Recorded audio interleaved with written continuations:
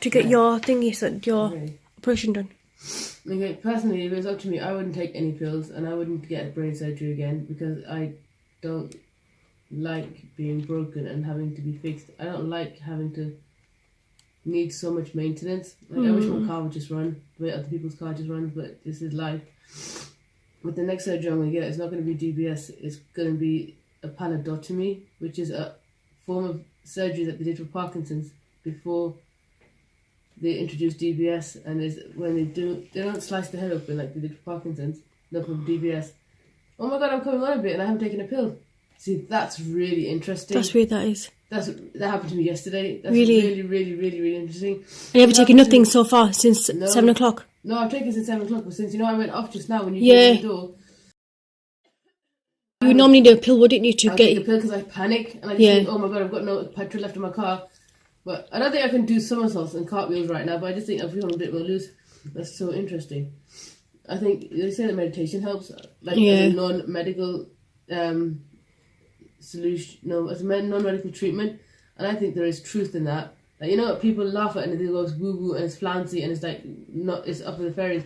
But I think meditation helps in the sense that you focus on your breathing and then you activate your parasympathetic nervous system or one of the nervous system, like the one that you don't function on, like, cause it is, my memory's really bad. I listen to lots of talks and podcasts, but I don't remember the retained information, which is probably why I should take notes like lecture style in university. But that's a tangent. Anyway, meditation clears your focus and it tunes you in with your body. But how do you meditate though? No, I don't meditate. You don't? I don't meditate consistently or like with any habitual routine or anything. I meditate on and off, and that's my biggest weakness, is my lack of consistency. But how do you do it though? I put guided meditations on from YouTube and then listen to them in headphones.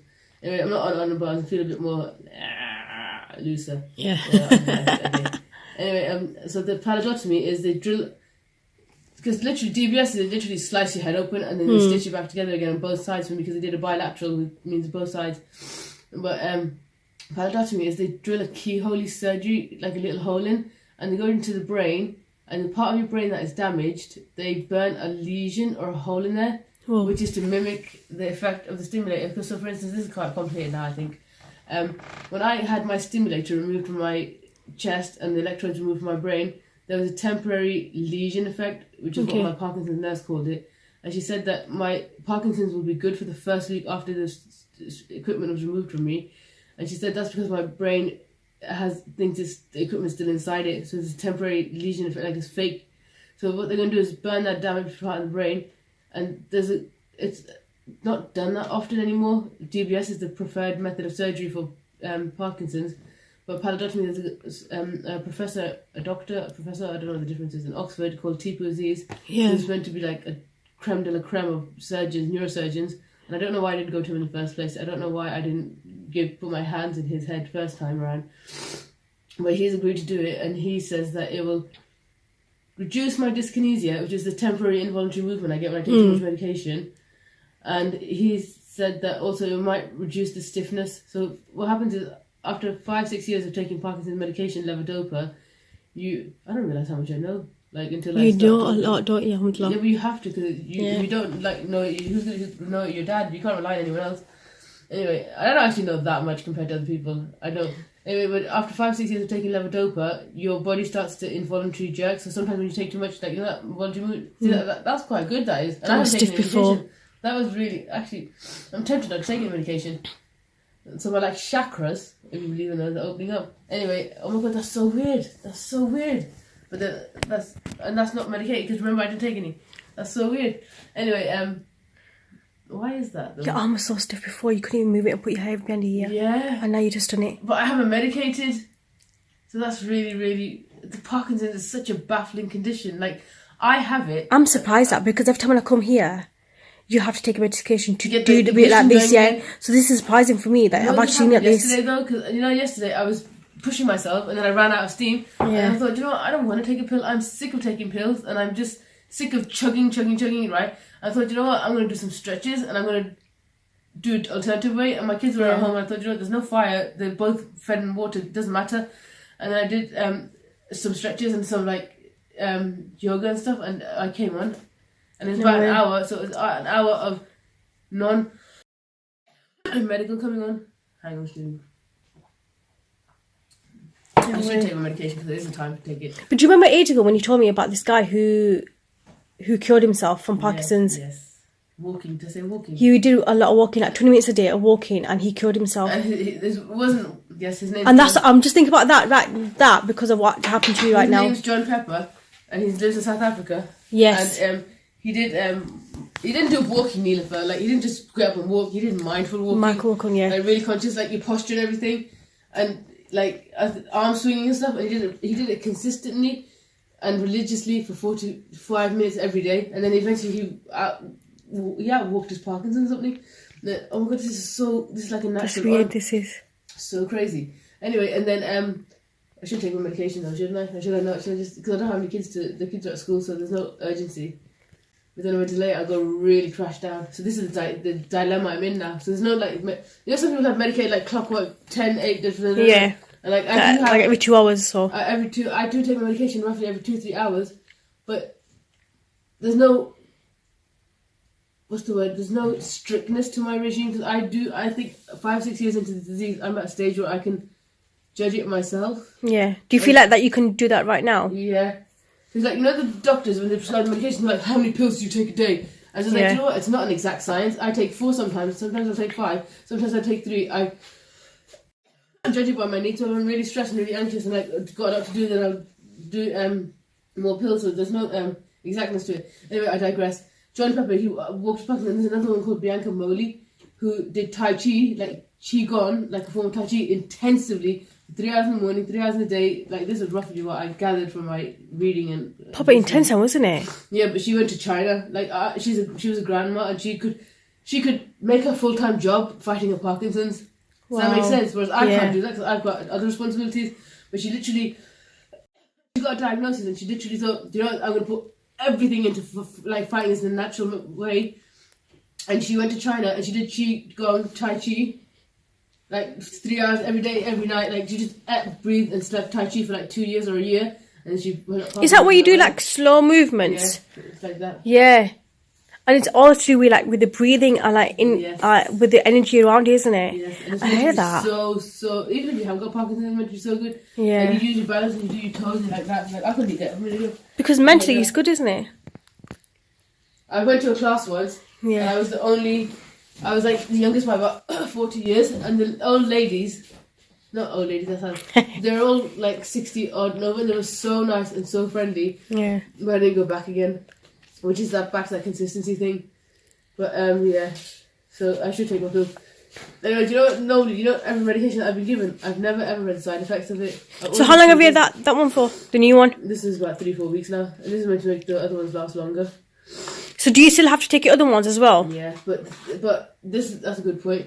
The argument is, if this clocks in and elongates the longevity of those other ones, then I should take just of those, because they're, you know that when you were little in school, that relay race? Yes. You used to pass the baton on. Yeah. I think of my medications like that. So do you know, one pill I take it, and then it passes the baton on to the other pill, another one to the other pill. So and you essentially don't want to drop the baton.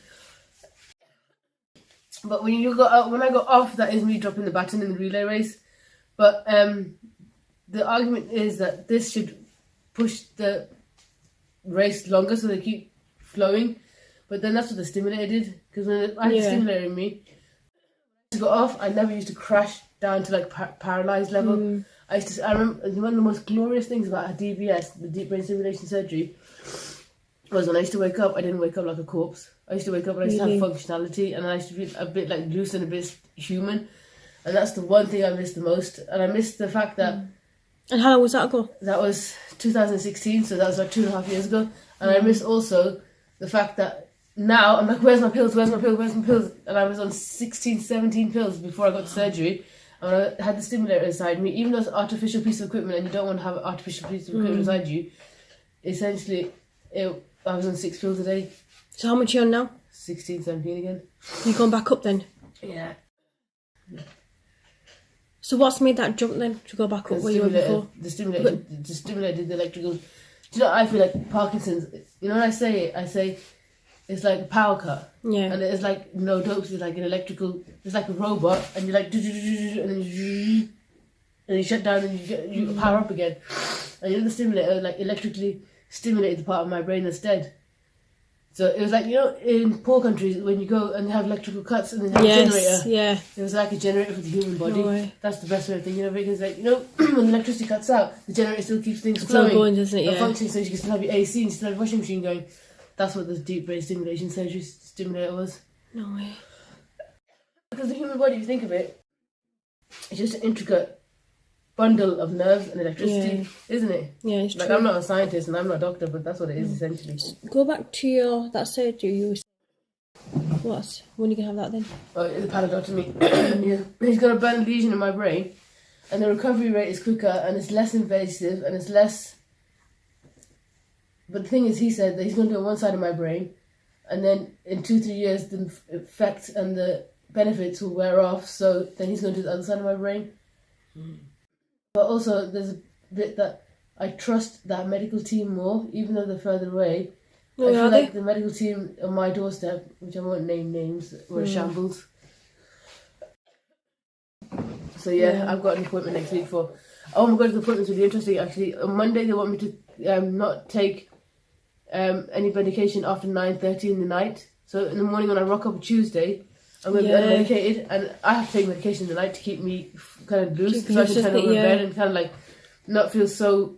Like, when you die and rigor mortis sets in, that's how I feel at night time. I feel like I've died, and every morning I'm resurrected. I feel like I die in the night and then I'm resurrected in the morning when I take my pills. But they want me to not take any pills from 9:30 at night, and then go to the appointment at 9:30 the next day. So 12 hours of medication, which I don't think I've ever done. And they want to do a baseline assessment. I think they just want to see what you like, isn't it, as well? Yeah, but I'm actually racked with anxiety, and I'm actually scared to see what I'm like. Because I remember when I switched on my stimulator, like in 2016, I had no medication in me, and I literally cried all the way to the hospital because I didn't like the way I felt in my own body. So I'm actually really apprehensive and nervous about what I'm going to be like when that appointment. But they're going to take a baseline assessment and make me do some tests like that. Yeah. And see what I'm like, and then they're going to give me pills. Yeah. And then they're going to measure me again to see what I'm like with the medication. I was listening to a really interesting talk on the radio the other day, and it's about a guy called Christian Hagaset. There's an old man in America, and he has Parkinson's, and he doesn't take any medication for it, and he's had it for 7 years, and he manages it with intensive exercise, which is another thing I don't do, which I really should do, but I don't like sweating. I just don't like... It sounds really bad, but I just don't like sweating. Anyway, and then Christian thingy, and he manages it by yoga, and Yoga's supposed to be really good for you. Yoga's meant to be good for you, full stop. But what's really interesting about Christian Hagaset is he talks about mindset and about how in your mind you can achieve more than you think you can if you've got a strong mindset. He says that if you think, oh my god, I've got Parkinson's and it's chronic and it's degenerative and I'm going to get worse, you know what, you will get worse. It's all mental, isn't it? The way you think about it. He really, really emphasises, and I really like what he says, he really emphasises the connection between mind and body, like massively, and I really like what he says about that. And he gave an example of a study, because he does lots more reading than I do, and he's given an example of a study of a man. There was like 2 groups of people, and they didn't know whether they got the surgical intervention to help Parkinson's or not. Yeah. This man was in the group that placebo, that didn't get anything, and the man got better after the study. And he's like, oh my god, my Parkinson's is so much better. And they were like, excuse me, wait a minute, you didn't actually get anything done. Then he said, no, I'm sure I was the one in the surgery group. And they're like, no, actually, you've just made your Parkinson's better by yourself. Wow. So I just believe that, you know what? I believe, like in the Quran, it says that God does not create a disease without a cure. Like every disease has a cure. It has everything. It does. Yeah, and I think if you go back to that, do you know, like Bianca and John Pepper and everyone found the key to their like lock and safe and like access their cure. But I think I totally, in deep down inside me, actually believe that there's some sort of lock mechanisms code, and you can unlock the. No, I think everyone's Parkinson's is different, and I think different things help different people. But you have to find what works for you. Yeah. Like I'm like 2 hours, 3 hours under medicated right now, and I'm actually fine. But I think a big part of me, I should show you my equipment. I'm not doing medication now, but I'm actually not being stupid. I'm not invincible. I'm good. I'm doing medication, and then I'll show you my equipment. I've got like so much equipment to help me. But you know, when you're done, how do you pick yourself back up? What do you mean, mentally or physically? Mentally. That's really... really good question. Because you know when you go into your dark days and it's like now you were saying is that when you got your appointment you're going to have that anxiety and that fear because you don't know what you're going to be like and how you're going to pick yourself up. How can you pick yourself up? How can you prepare yourself from stopping that from happening? Firstly, I think you can stop it from happening. I think my therapist or counsellor says you have to feel the feeling. Okay. Whereas I have a habit of repressing feelings. I don't think I've got enough storage in this phone. Yeah, 15. Okay. And repressing feelings. And I think, you know, if you put something in a cupboard and like a filing cabinet and you hope it'll go away, it's still, the gremlin's still in there. And traditionally that's what I've always done. I've always tried to lock them away and think, you know what, if I don't feel it and I don't deal with it, then it's not there. And my counsellor says that, because I'm going to counselling to help me process the diagnosis and process the acceptance of having such a... Do you know the average age of having Parkinson's? I was listening to it yesterday, the other day, on a talk, it was 68. No way. 68, I got it when I was 28, so I got it 40 years before I was meant to get it. How can my body malfunction 40 years before it's meant to averagely malfunction? You know, some 55-year-olds have it and they're young. They go, oh, I got it when I was young, 55. I'm like, I got it when I was 28. Try being 28.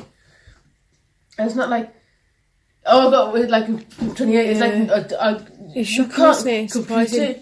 Like, I feel like, you know, the reserves of dopamine that I was meant to have for a lifetime, I burnt up quickly. Like, you know, you get like a sparkler. Yes, and a sparkler just goes bzzz. I feel like that's what I did. I don't know why I did it. Anyway, I'm taking my medication now. I'll show you my equipment.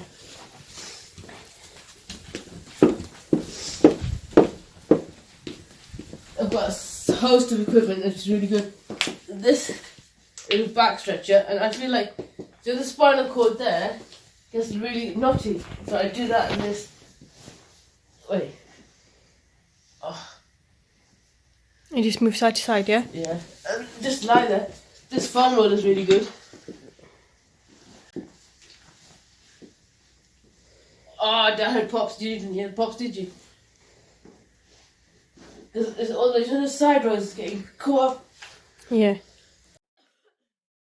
And what else have I got?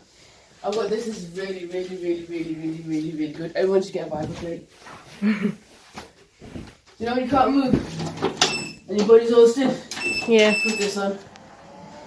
And you literally plonk yourself there and it shakes you back to life. I literally just sit there and shake until I come back to life. So you see my legs, the shoulders moving. And then I feel better, I'll stand up on it. But you don't want to see my stand up on it. Okay. And then this is really good as well. Like I am lucky, but then if you know my brain surgery worked, I wouldn't have all this because I would need it. You wouldn't need it, wouldn't you? I mean, you know the way the shoulders get locked up? This is really good. It opens up. Oh, yeah. You know the right part of your brain controls the left side, and the left side controls, just crosses it. For me. I don't do it with any consistency, so I do like 5 minutes, like once a week, 10 minutes this week. And this is really good as well. My like, Parkinson playroom. I keep all my equipment. Wait. Deflate it. Can you guess what this is? Was that going around your neck? Yeah. Where's my pumpy pump? Yeah, my pump is lost. I probably know that. You know your neck, you know the way when I went stiff and my neck went down? Yeah. And it kind of like just collapses. This stretches it. So I'll do this. I've lost my pump here. Because I'm so organised.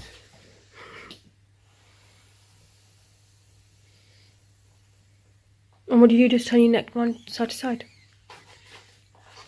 You know, because I can't physically lift my neck up. So it just collapses and it looks down. Wait, where is this thing?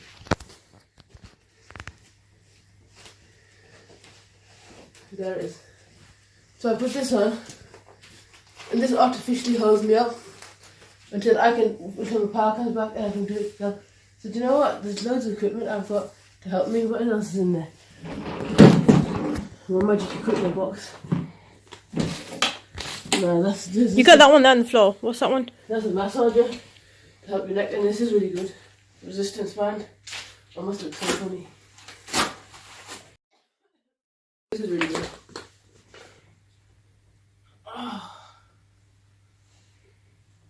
So my problem is, I don't do any of this with any consistency. So if you would have to do that every single day, would you definitely see a massive difference then? That's a really bad question. No joking, that's a really good question. Yeah, I would probably. I'd be cured.